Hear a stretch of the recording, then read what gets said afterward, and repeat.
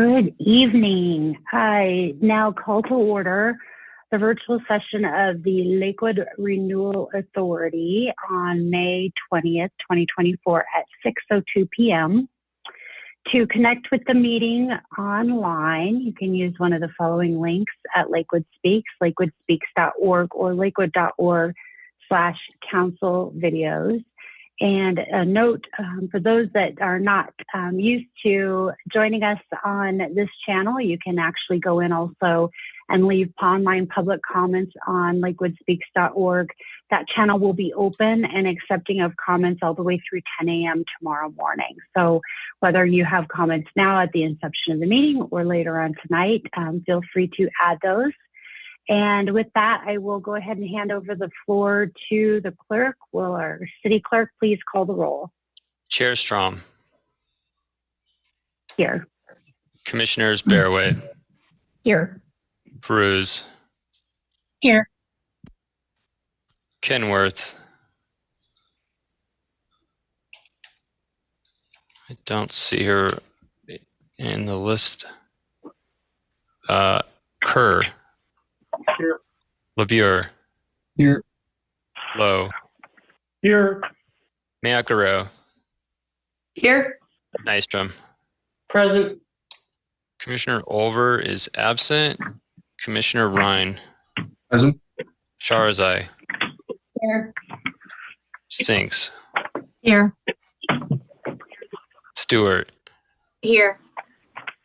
Wolfram. Here. Again, I'll call for Commissioner Kenworth. I don't see her on the list.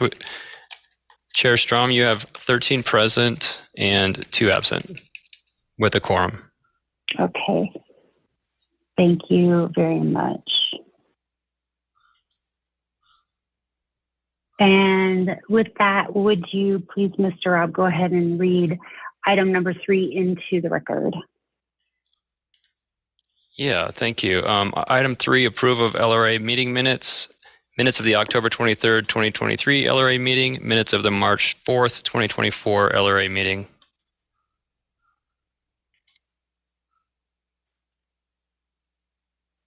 All right. And do we have a motion, please? So moved. Second. Okay. Any questions or comments about the meeting minutes listed? All right. A motion has been made and seconded. We'll go ahead and do we have any objections to passing the meeting minutes from October 23rd, 2023 and March 4th, 2024? All right, seeing no objection, we will go ahead and pass that motion unanimously.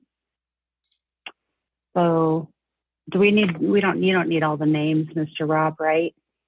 We'll just let present roll call reflect the yay votes. Okay, thank you very much. And then with that, if you'll go ahead and read item number 4 into the record. Item 4, resolution LRA-2023-13. Nope, excuse me, that is last year.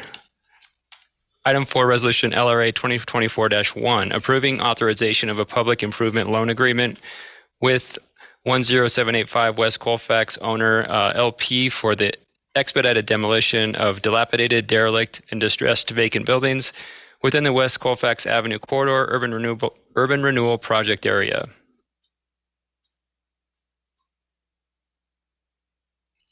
Okay, thank you so much. And we did have, I believe, one comment right now on lakewoodspeaks.org for review. And with that, do we have, there is a staff, actually, we'll do a staff presentation first. So with that, we'll hand it over to Mr. Robert Smith, the Executive Director of our Lakewood Reinvestment Authority. Mr. Smith. Thank you very kindly. I appreciate having the time to go over this item with the council. As as Chairman Strom indicated, we do have a presentation, and so happy to get right into that. So with that, I'm going to go ahead and share my screen and bring up that presentation and go ahead and make it for the whole of the screen. And I assume we can see it. If we can't, somebody will need to yell quickly and make sure that we do. But I can see it in front of me, so I'm going to assume it's in front of everyone else. This is a presentation that has to do with a public investment loan agreement for the dilapidated and vacant, the demolition of the vacant and dilapidated structures at 10785 West Colfax.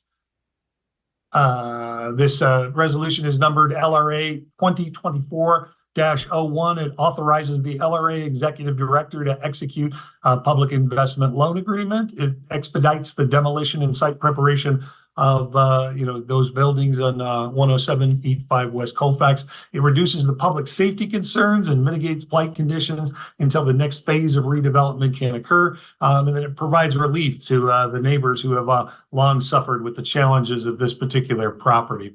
I'll talk about where it is and that sort of thing in just a moment.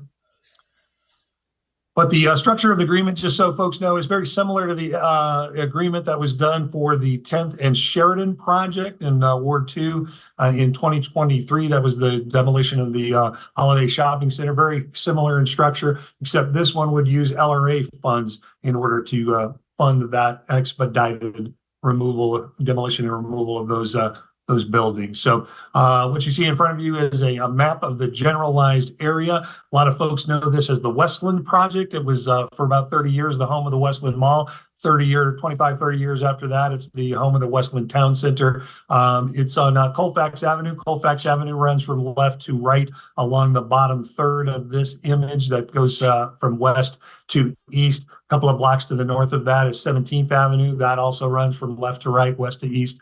And then the two bounding streets here are Miller and Owens. They run from north to south or top to bottom of this map. Just for context, you can see Kipling over on the other side, and you can see Quail Street. For a little bit more context, you know that the Miller Heights neighborhood is immediately to the north of that Westland property identified there. Morse Park is to the east by about another block or so, and Applewood Valley is to the west, and then the Iber neighborhood is, of course, to the south. Kind of an oblique view or a drone view footage of the buildings that are there. The former Sears properties, and we'll talk a little bit more in detail on those.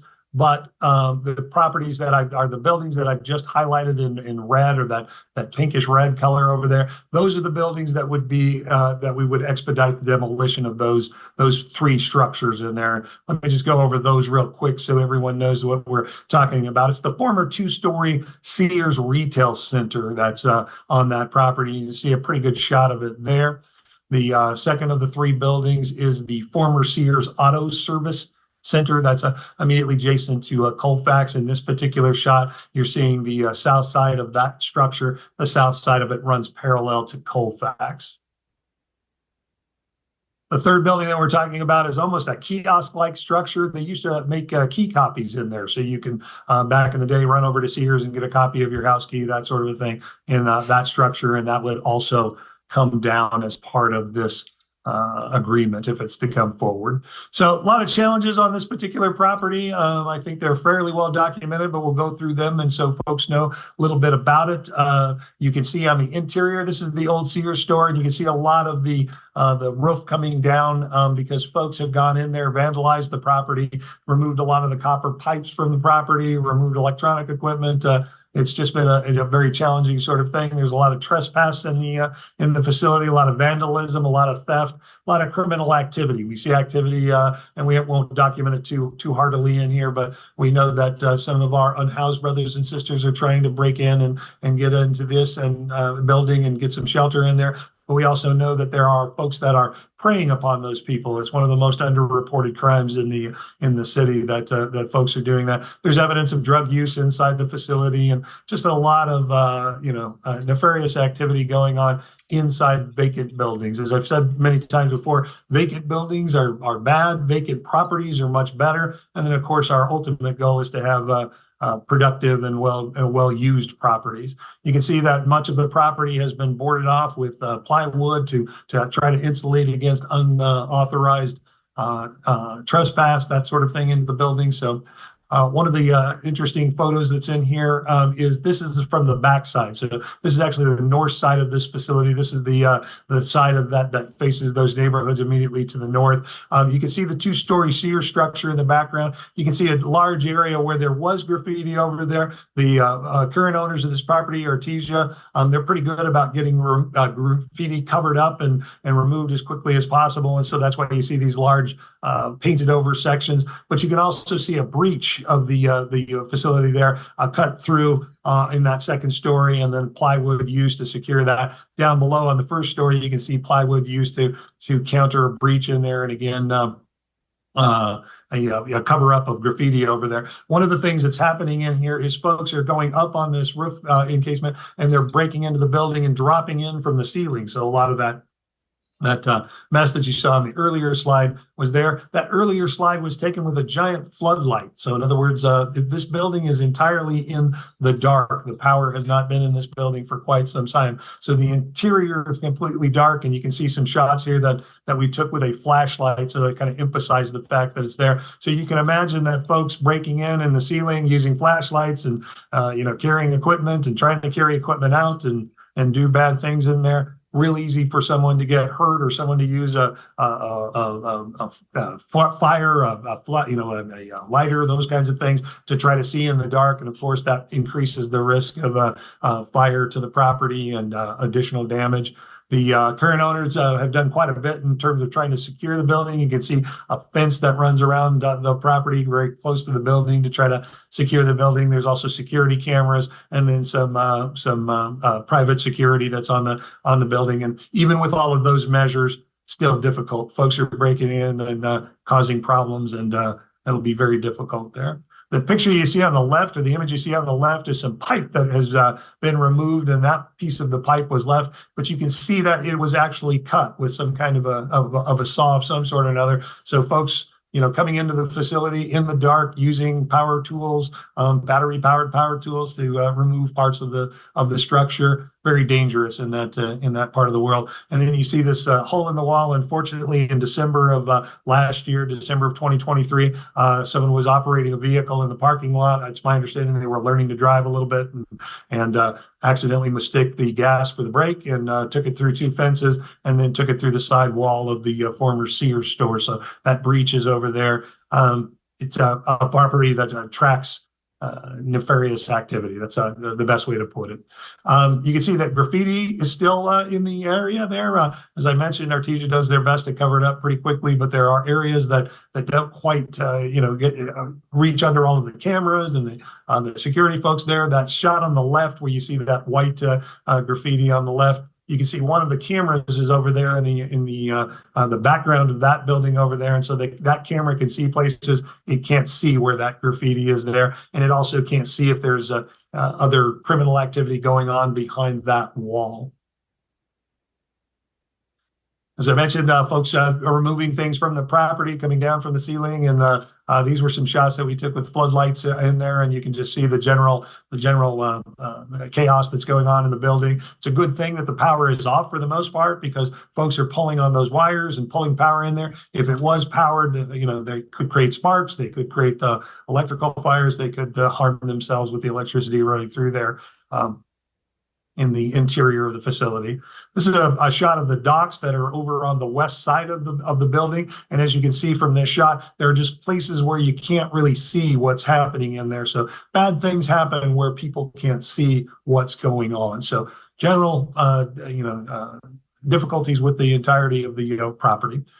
Just as a reminder for folks, this Westland Sears store ceased operations in 2018. So 5 years ago, this is when the Sears store stopped operating in here. So 5 years, the neighborhood has had to deal with these kinds of difficult and chaotic circumstances in the midst of their neighborhood. This Sears store was one of 188 locations that closed across the country in 2018. Most Sears stores are out of operation now. There's only a few operating, a handful of them operating in the country. And the point with this is that it's just been, too many years where this has been difficult. So kind of going through the ins and outs of what's happening with the with this particular agreement. You can see that it would provide a one-time loan of up to $2,750,000. Now, the way this loan is structured, if they do not use all of that for the demolition and removal of the property, the mitigation of the asbestos on the site, then we would not lend those funds. So it's up to that amount, no more than that amount. All of the money that's in this agreement would have to be used for the demolition and the removal of the existing structures as soon as possible. The current iteration of this contract indicates that they will start removing those in June of this year. So just a couple of weeks from now, we'd like to get this icky building out of our community as quickly as possible. The monies for this would come from the LRA fund, specifically the West Colfax Avenue Corridor Project area. And that's why the LRA is making this decision this evening instead of the City Council, because the funds are coming from the LRA. The property owners would secure this loan with a lien on the property, and until that lien is resatisfied, the funds have been repaid in full, the Lakewood Reinvestment Authority would have that lien on the property to compel things to happen there. So again, it would be the temporary use of that up to $2,750,000 for the demolition and removal of those existing structures. Temporary use, of course, because they would be paying that back. And we'll talk a little bit more about what would trigger that payback, but that would happen. Again, those monies are from the LRA fund. It's not the city's general fund or the economic development fund. This is from the LRA. We would be helping the facilitation through the demolition and the site preparation permitting process. A lot of times what happens with these kinds of projects is that owners have to leave these buildings up and vacant and causing problems in the community because they either have a mortgage on the property and they can't reduce the value of the property by taking down one of the facilities on there, or they're working their way through the entitlement and financing process, which can take 18 months, 2 years, that sort of a thing. What this really does is it expedites that process so that the community doesn't have to deal with this icky vacant building for quite some time. I mentioned this is similar to the one that the 10th and Sheridan came down in August of 2023. That's about 293 days ago. So the folks over there in Ward 2 have not had to deal with the ickiness of the Holiday Shopping Center for 293 days. Their community has been, our community has been not having to cope with the difficulty on that project. This would be very similar in nature. And of course, as always, we would provide regular progress updates to the community. So it would also compel the as soon as possible remove of these visibly deteriorated, potentially dangerous buildings and structures on the site. And what we're really getting here, the public benefit that we're really getting here, is time without these blighted structures in our community. It would be a much more manageable vacant site, as I mentioned. Vacant buildings are really bad. Vacant sites are better. And from a public safety perspective, there wouldn't be these dangerous, fire hazardous vacant buildings waiting for bad things to happen. It'd be a substantial reduction in the criminal activity, vandalism, burglary, and trespass in the area and theft in the area. So what would trigger the payback of this loan? The earliest occurring of any of these three conditions. The property owner developer receives funding for the permanent redevelopment of the site. In other words, the intent is to redevelop this site in the upcoming couple of years here. Once the financing is in place for that, they would have to pay us back this loan, this temporary loan agreement, and the lien would then be removed. If that were not the first of the occurring things, if they received building permits for the permanent redevelopment of the site. In other words, they didn't get financing to do it. They financed it out of their pockets and did building permits. That would also trigger the repayment of this loan. And then the third way is the latest date for the repayment in full has to be made to the LRA by July 1st of 2028. So in other words, they've got 4 years to hopefully get the redevelopment underway, and then we would get paid back earlier. But if for whatever reason it doesn't occur whatsoever, then the last day would be that July 1st. All of the money would have to come back regardless of whether the project has successfully redeveloped or not. Sometimes folks ask me, well, what if something goes wrong with the redevelopment? Really, it really depends on what and when something goes wrong. But once the structures have been demolished and removed, the community immediately benefits with greater safety. If the redeveloper goes out of business or they go bankrupt or that sort of thing, the lien protects the loan on the property, and whoever winds up owning that property or redeveloping that property would be responsible for repaying this loan. So that's one of the ways that something could go wrong, and that's what would happen there. The lien remains on this property until the repayment on the land demolition funds are made in full. That's the point here. And this is true regardless of who owns the property. So kind of in conclusion here, the LRA Board of Commissioners will be voting here shortly, I hope, on the resolution LRA 2024-01, and it provides for the implementation of an agreement with these property owners and redevelopers to facilitate the expedited demolition of the vacant, dilapidated structures on the property. And with that, I will be more than happy to entertain any questions or discussion that the authority would like to have on this. I will mention just before we I close out this slide that if the LRA board votes to do this evening, then we would also need a supplemental budget appropriation for the amount of 2.75 so that those funds would then be budgeted and available for this project. So with that, I will stop sharing the screen and I will turn it back over to Chair Strom.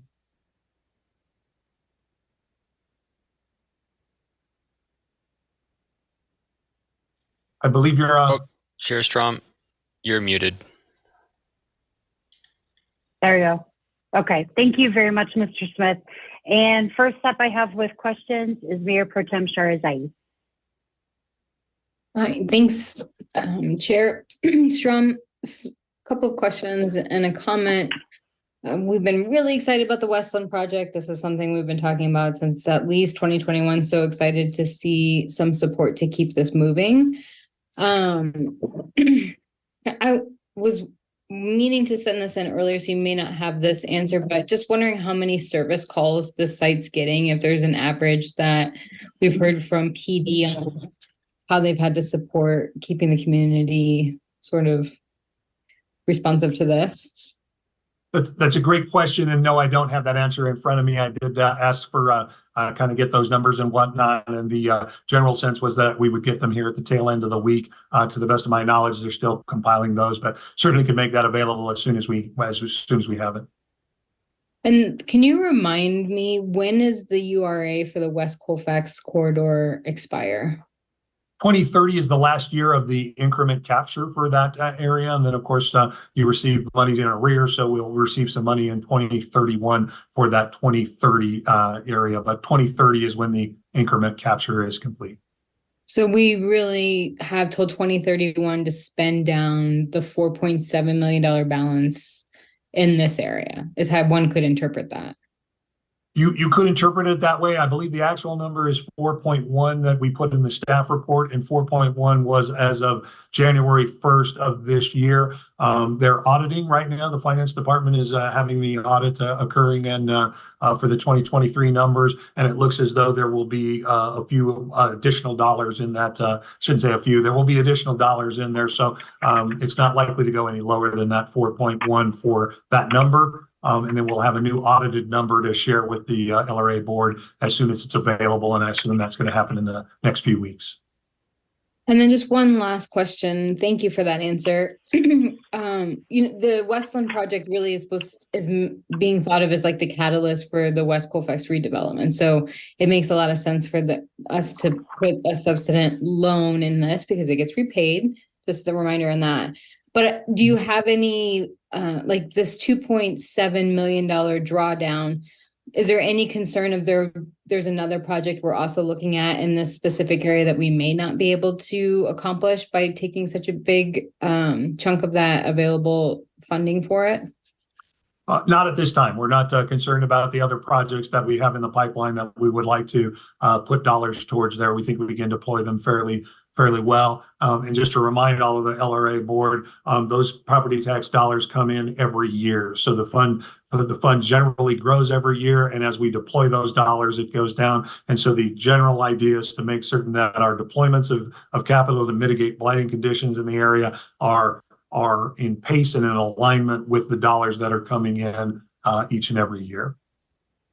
Thank you for that. And just, I would just add the 2040 West Colfax Vision Project, like so much of it was predicated on West Colfax being reimagined into something really fantastic for our community. So I'm really supportive of us being really engaged in them moving this project forward, particularly since this will be repaid back to us. And we've seen success in when City Council did something similar at 10th and Sheridan.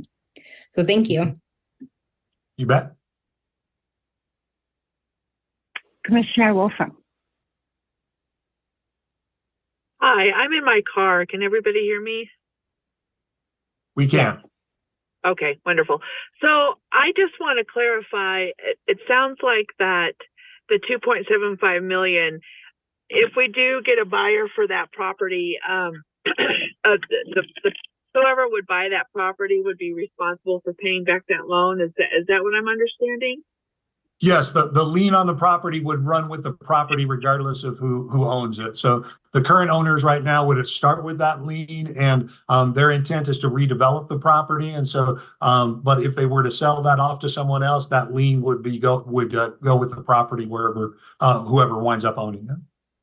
Oh, okay. So it's not like their owners are planning on selling the property right now. Then they're just wanting to get this demolished. Right. Bringing this down changes the character of the property, and as you show it to folks, if you're looking for investors in the property, you can start really imagining the vision of it without this icky building, on the site. And then as they get investors, they may wind up having to sell portions of the property or parts of the ownership arrangement in order to make that work. But the lien always goes with the property. So regardless of whoever owns the property, they will have to satisfy that lien before they can move it into the next level of redevelopment. Okay.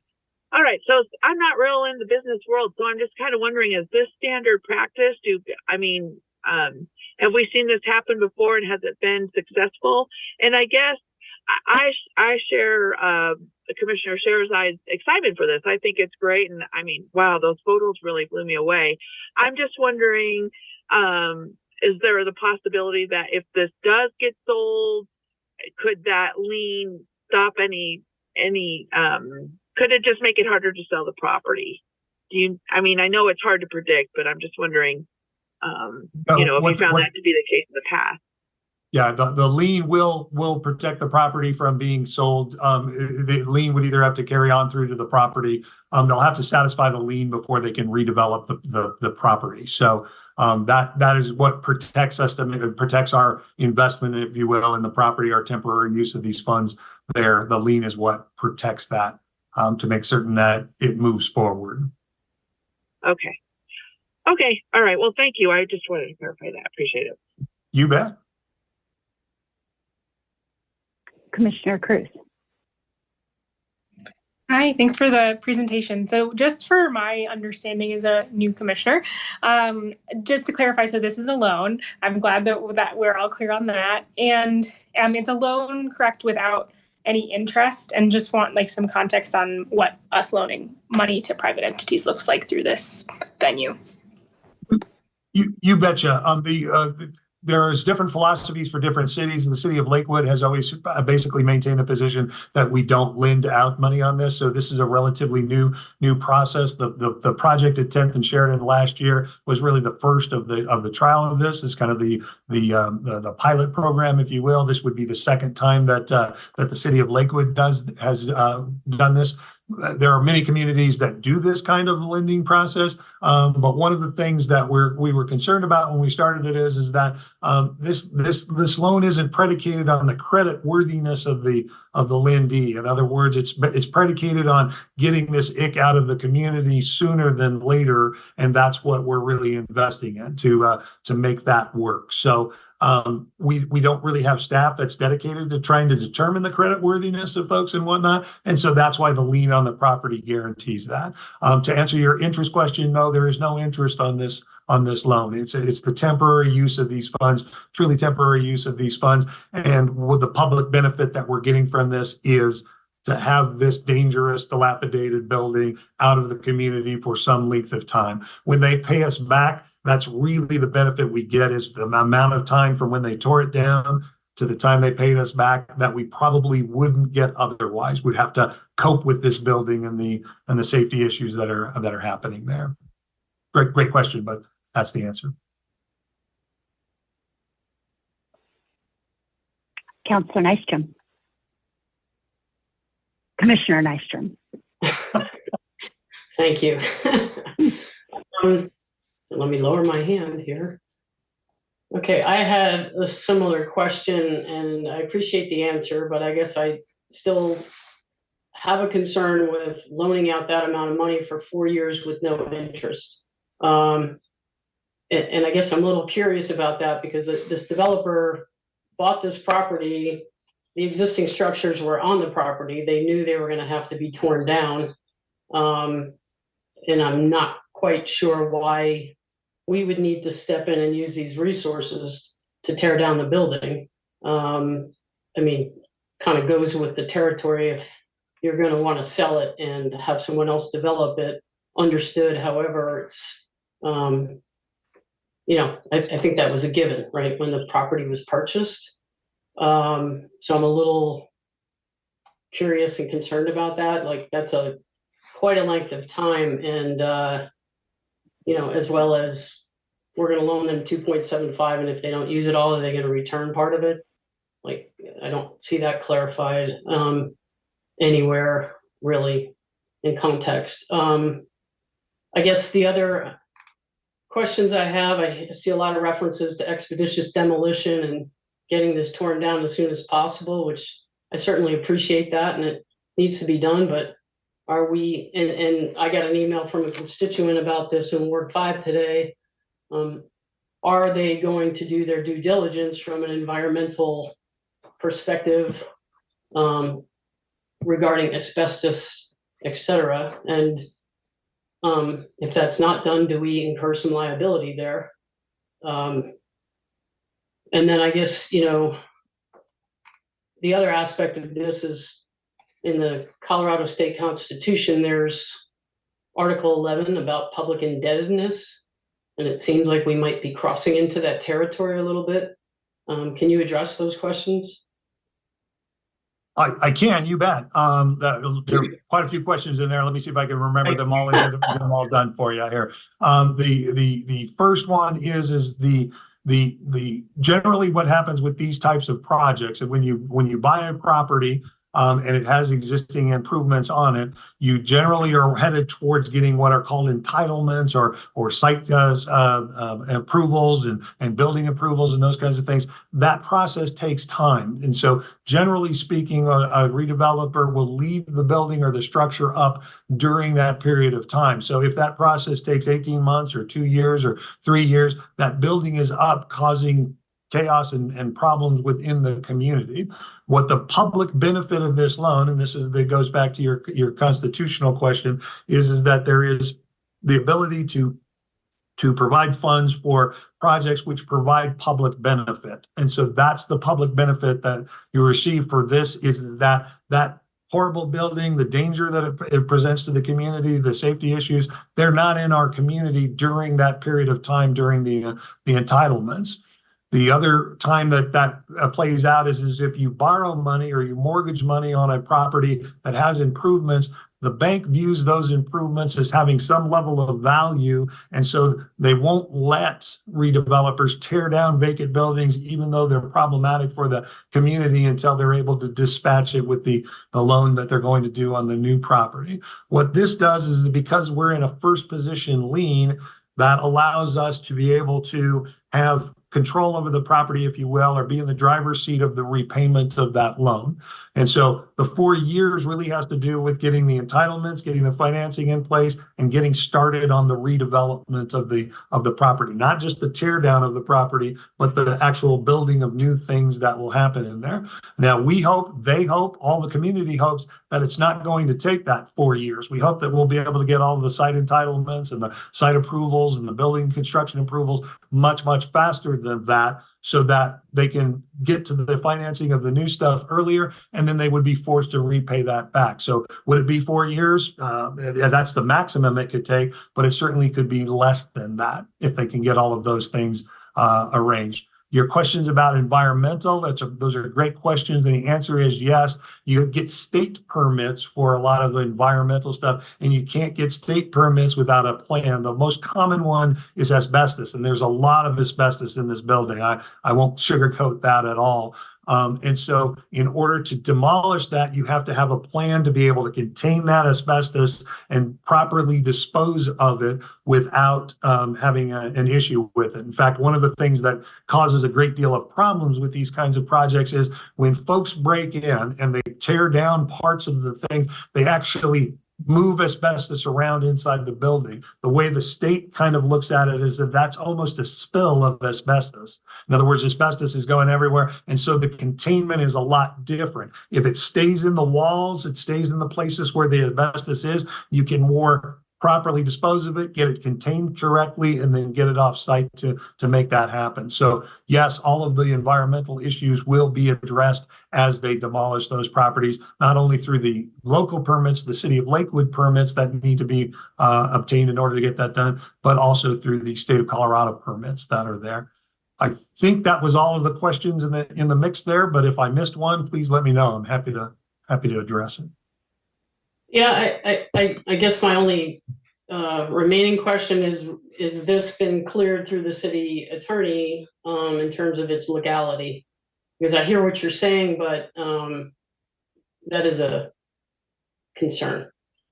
Absolutely. We have on the call tonight is Mr. John Van Landshut. He's the attorney assigned to the Lakewood Reinvestment Authority. And yes, all of this was vetted through the attorney's office, but he's available. And I see he just popped up on the left side of my screen over there. And John, would you like to address that question and make that clear? Yeah. Hi, everyone. To those of you that have not met me, my name is John Van Landshut. I work for the city attorney's office. I've worked on this particular project. So, one of the things that you questioned was the public indebtedness and how this applies. We're actually not incurring any debt, so we're not running afoul of the Constitution in that way. Another thing that I think is useful to consider as you're sitting in this body is that the money that we're collecting from TIF is specifically designed to be used to mitigate blight. And so in this way, we are mitigating blight, but we're actually not using the money. We're just sort of lending it. We're going to get it back. And then we'll be able to do that again when we get that money back. So in a way, we're encouraging the mitigation of blight without actually expending the funds. Thank you. Commissioner Mascaretto. Thank you. Yeah, in Ward 2 is where not the LRA version of this, but the Maine City Council version of this was able to be done on 10th and Sheridan. And that was something where the developer had worked for many years to try to get that property. We had basically like the landowner did not live here and was like just letting the property price go up while like not tending to it in any real way and being very hard to get a hold of for the city to enforce code violations or other like issues or complaints that people were experiencing. And so when that finally happened, because it had been so like touch and go about whether or not it was going to work out, just to echo the point from Mr. Smith about the timing of when funding happens. So, they've been planning, they have various plans. They've been working with the neighboring residents with the local neighborhood association to try to like make the best possible plans But the whole neighborhood, the main thing that they wanted to see first was for the buildings to be gone. They felt hazardous for the community and dangerous for the community. And they were certainly hotspots, like according to the police that work in this area, and having it be taken down before it would have been able to be financed really did put the community at ease in a lot of ways. And also, like, we have heard positive results also from the police as well about not having to expend as much energy in that location as they were. And so I want to just speak to how successful that was and how the community really loved it. I think that this type of thing is not always appropriate. I also think that there's a lot of potential old, difficult buildings that would be worth trying to save. I don't think that the Sears building is on that list. I think that it's a really good for this kind of program. And yeah, as the plans for the Westland continue to move, but they're slow because they are trying to actually like work the systems and get engagement and get input. It'll take longer. And so I think that that's another good reason why this program makes sense.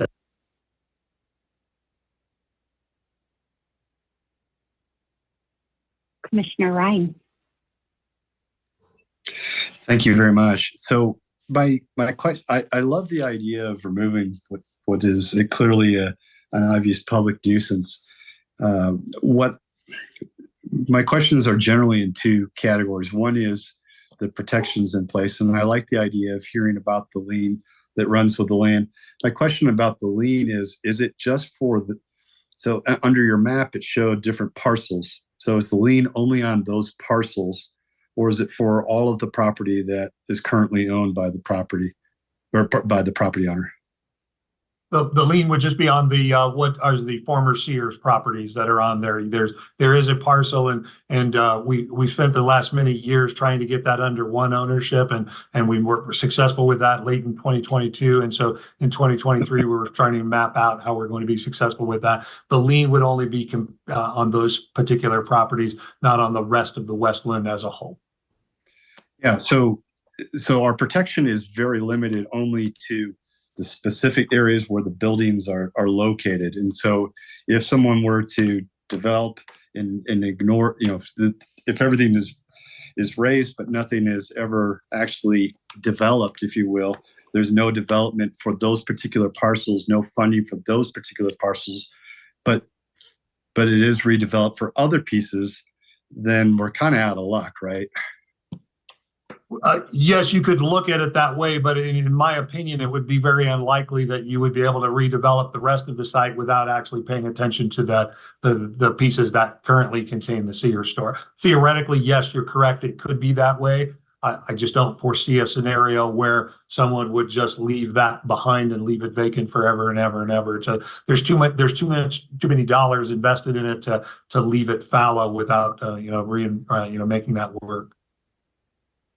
Yeah, and is redevelopment, could that possibly be a parking lot? So the other parcels are where an improvement is built, and then the parts that we're raising becomes a parking lot. Would that still trigger an obligation to pay back the 2.75? Essentially, yes. I don't know the exact structure that they would be doing, but they probably would not be able to leave that parcel, by itself. The ownership, the Artesia ownership of the property includes all of the inline that's to the north side there. That includes the former Gordman's location all the way over to the Lowe's location, the existing parking lot that's the parking field that's out in front of those stores, and the Sears properties over on the other side. So while it's theoretically possible they could not develop that site, I don't foresee any kind of circumstance where they wouldn't want to. So the short answer is yes, it's possible. In my opinion, it's not likely or probable. Thank you. That's helpful. Where did this 2.75 million come from? Are we confident that the phase 1 or phase 2 environmental has been done on the land itself, and that we're confident that the 2.75 million will cover all of the costs for demolition and removal and safely disposing the material?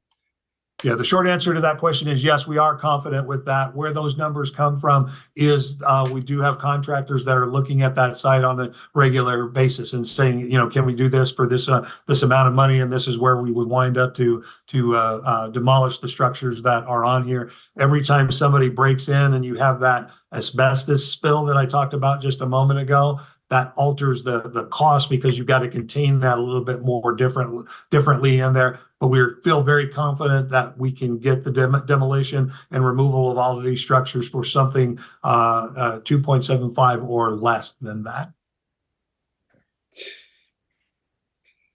So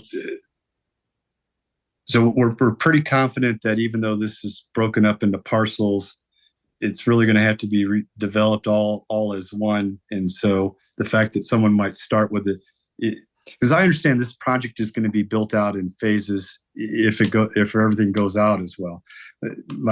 I'm just concerned that our piece of property that we're removing all this and doing this fantastic work on, it will be the last of the phases. So that's where those questions are coming from. The other and maybe more important question to me anyway is, so the potential developer has rolled out some very wonderful plans or has proposed some very wonderful plans that, you know, I really hope they come to fruition, which would involve some apartments, some mixed use, and you I'm sure are much more familiar. I don't need to tell you. How do we, or can we, condition the loan on the developer at some point, whether it's phase 1, phase 2, phase whatever it is, building some of the things that will help us achieve, for example, our Proposition 123 requirements, so some sort of affordable housing? Can we condition this on that at one of their phases they're going to provide a certain number of affordable housing units?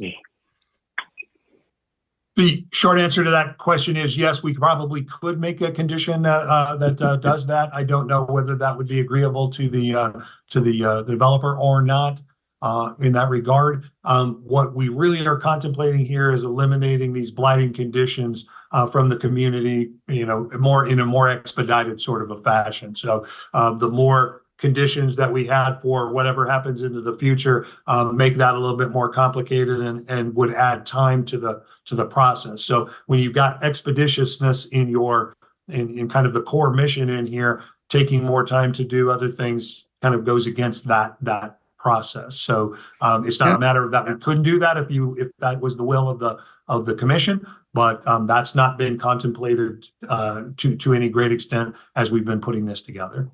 And I, mind you, I absolutely agree that this is a public nuisance that needs to come down. And it's been 5 years, probably longer. It was probably not the best condition, even when it was occupied. I just don't know if if the public housing component is such a huge part of our discussions, and this seems like an opportunity to continue to have those discussions. And if we need to wait another month or two and still expedite, the removal, that can still happen. I'm just curious, maybe perhaps from our legal counsel, if you could address whether that's a condition we can have in there, or if in your discussions with the developer, if that's something that they might be amenable to, if you have any flavor for that. Yeah, I think the point is well taken.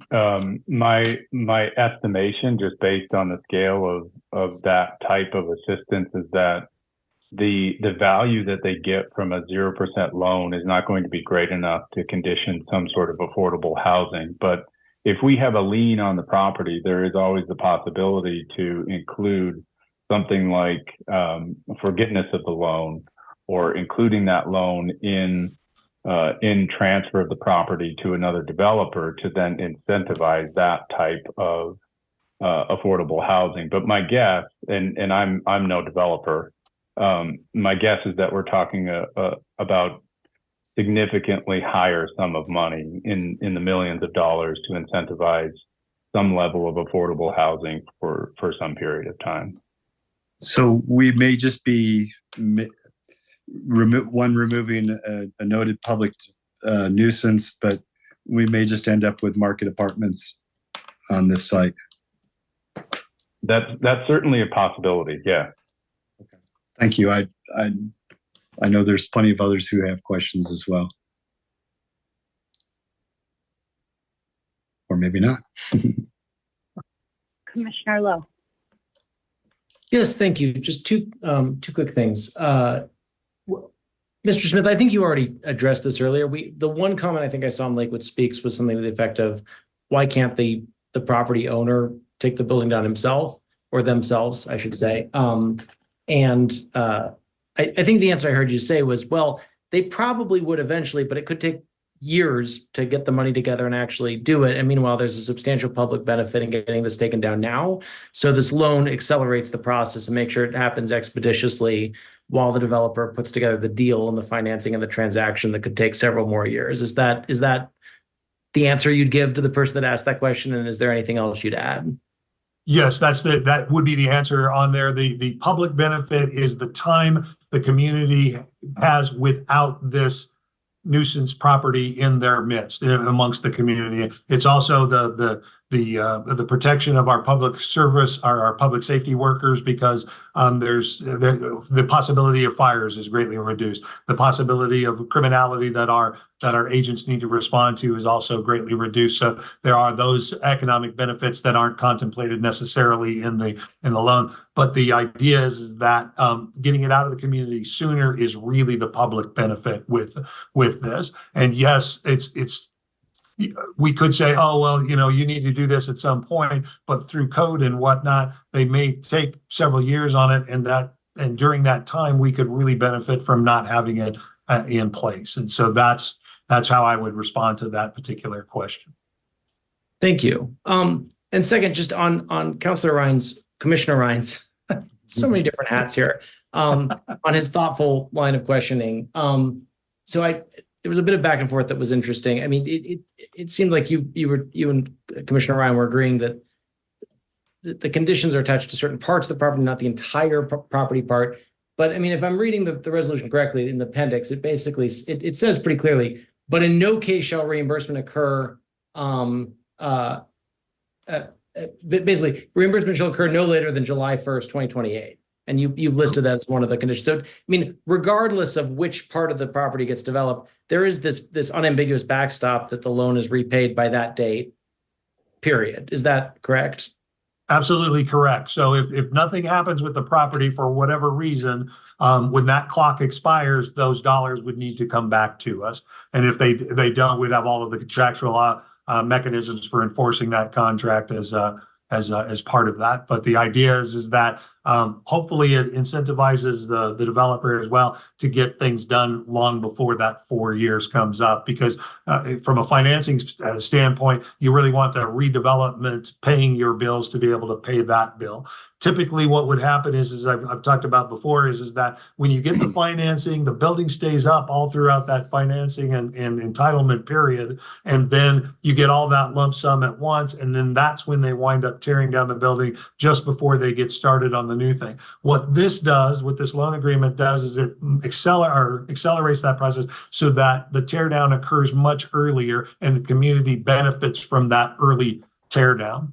So, and the other part of it is that if the other parts of the property developed and this one didn't for whatever reason, however unlikely that may be, they would still be required to pay that back by that July 1st, 2028 date. Got it. And then just finally, I mean, that's sort of a clear, unambiguous backstop. But it seems to me, and this is my question, I might invite the representative from the city attorney's office to weigh in on this point. I mean, I'm also looking at this line that says, but in no case shall reimbursement occur after 60 days from the date the money is received from the lending institution for the development of the project, right? So that's one of the other conditions you mentioned, that once they have the money, they have to redevelop. Well, I'm no lawyer, so I'm going to ask our lawyer to weigh in, but the project to me suggests the project writ large on this entire property. So I would think, regardless of exactly where they decide to put lots or where they decide to put buildings, once they have money in place for redevelopment of the project, they have to pay back the loan within 60 days. Is that a reasonable interpretation in terms of allaying any concerns that that the loan payment could be delayed based on exactly where they build? No. And yeah, it depends on how project is defined. As it's currently defined in the drafts that have been circulated, it's just these parcels, because that's where this lien would attach. They have ownership in the different parcels, and they have a lien on one of the parcels. So this would be a first lien on all of these parcels. So that's why we've chosen to define it as the project area being just these 3 parcels. But there are various terms in the agreement that would trigger repayment. So if they transfer ownership, if they collateralize the parcels, if they get funding for these particular parcels to redevelop, that would trigger repayment. Yeah. Okay, thank you very much. Okay, I'm going to do a quick time check. It is 4 minutes before the hour. Commissioner Sinks, you're next. Thank you. Just a real quick question. So do I understand it right? There are just 2 choices. Number 1, we tear it down ASAP, June. Second choice, the developer tears it down whenever they're good and ready. Doesn't, and there's no other choice. Is that correct?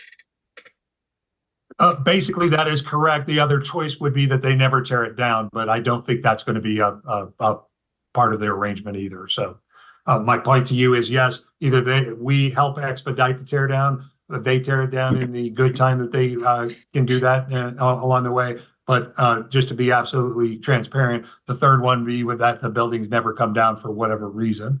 But if we wouldn't lend money on it if the buildings don't come down, so there wouldn't be any money to repay if the buildings don't come down. So once the buildings are down, the community benefits from it. The community continues to benefit from that till the end of, till forever. If they never redevelop it, they still have to pay us that money back, and the community still benefits from the tear down. So we're really protected against the fact that the building can't be torn down.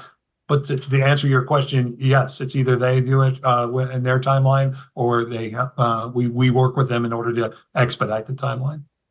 Great, thank you. Commissioner Ryan, did you have more questions? Your hand is up. No. Commissioner Nystrom. Okay, sorry. Yeah, one other question. I guess,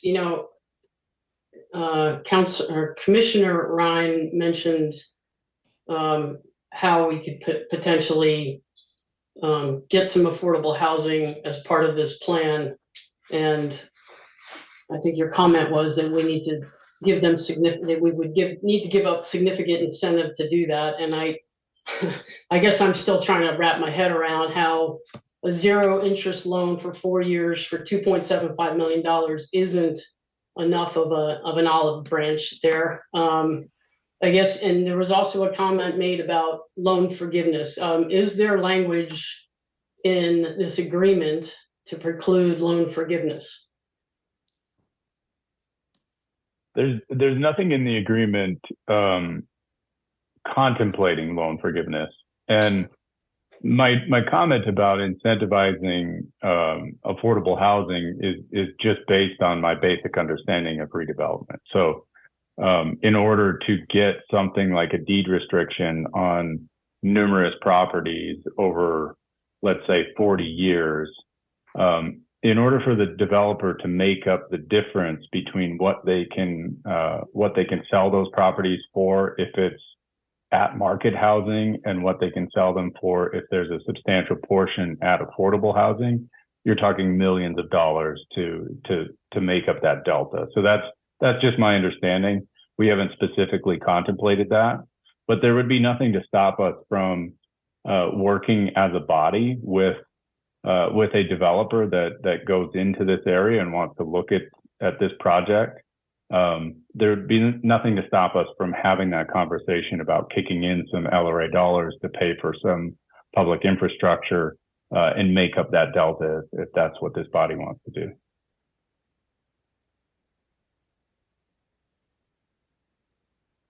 Commissioner Sharazai.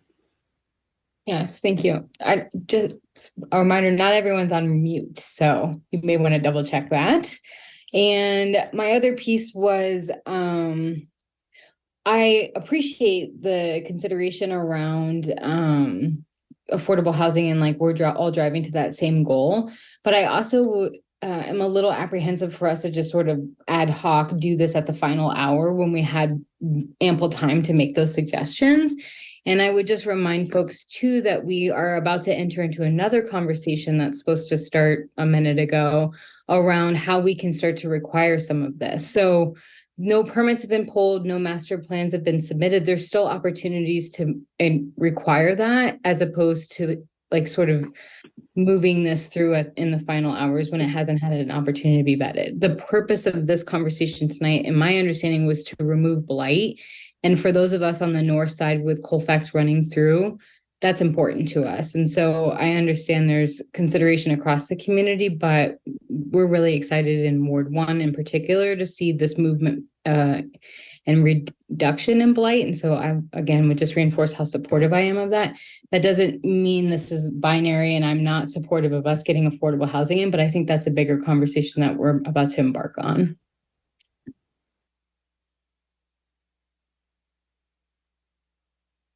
Thank you. And I'll just add too that this really is more the benefit of the community than it is the benefit for the developer. The developer is going to reduce it at some point in the future once they get funding for the full project.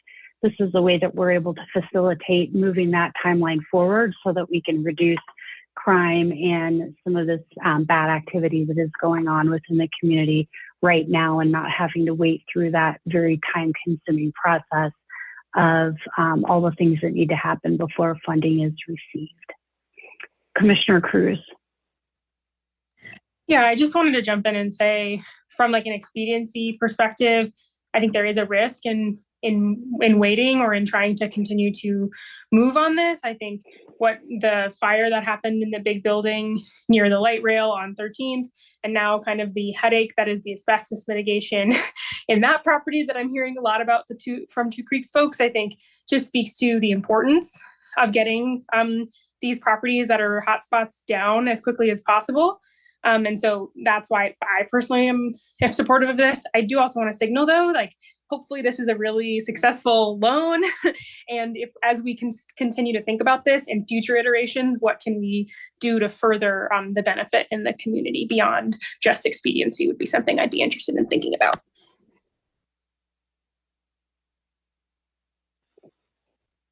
All right, and that's the last question or hand up I see. So with that, do we have a motion for this item? Or Mr. Robb, did you formally read this into the record? I think we did. I did. Thank you, Chair Strom. Okay, thank you. Do we have a motion? Mayor, I would move for the adoption of Resolution LRA 2024-01. I just correct yourself, Jesslyn, say chair. You said mayor. Chair, I would move to adopt Resolution LRA 2024-01. Second. All right, a motion has been made and seconded. Are there any objections to that motion? So by not having an objection, that means we are voting yes. Are there any objections to that motion before I move forward? This is a little different than how we usually do it. Okay, seeing none, the motion passes unanimously. And with that, then, Clerk, will you please read item number 5 into the record? Thank you, Chair Strom. Item 5, Resolution LRA 2024-2, authorizing an additional appropriation to the 2024 LRA budget for the expenditure of funds for the purposes of funding a public improvement loan agreement with 10785 West Colfax owner LP for the expedited demolition of dilapidated, derelict, and distressed vacant buildings within the West Colfax Avenue Corridor Urban Renewal Project area. Thank you, Mr. Robb. And there's no staff presentation on this. The second portion, this resolution is specifically to make it administratively possible to do the thing that we just voted on in item number 5. Do we have any questions or comments relating to the second resolution?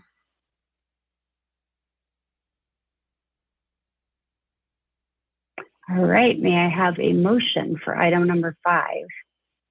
Chair, I move for the adoption of LRA Resolution 2024-2. Second. And a second. A motion has been made and seconded. Are there any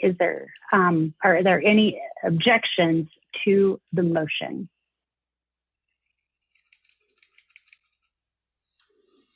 All right, seeing none, the motion passes unanimously.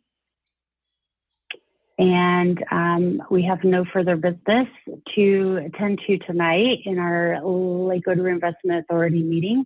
So with that, we'll go ahead and adjourn the meeting at 7:06 p.m. Thank you, everybody.